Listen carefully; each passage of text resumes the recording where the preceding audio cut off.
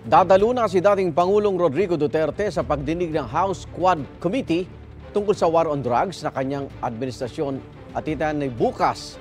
Kinumpirma ito ng dating Chief Presidential Legal Counsel ni Duterte na si Atty. Salvador Panelo.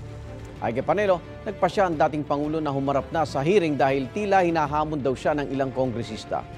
Walang binanggit na pangalan si Panelo pero si Quadcom Co-Chairman Stephen Paduano ang namugkahing maglabas na ng show cause order laban sa dating Pangulo kung hindi pa rin siya dadalo sa pagdinig. Bago pa yan, ilang beses nang nanawagan ng mga Quadcom chairman sa dating Pangulo na humarap sa kanilang pagdinig. Una na nagpahayag ng duda ang dating Pangulo sa integridad ng Quadcom at tinawag itong pamumulitika para idiin-anya siya sa mga krimeng hindi naman niya ginawa. Dagdag pa ng dating Pangulo, wala na siyang ibang sasabihin bukod sa kanyang mga pahayag sa pagdinig ng Senado noong October 28. Sinisikap pang kunan ng GMA Integrated News ng bagong pahayag ang Quadcom chairpersons.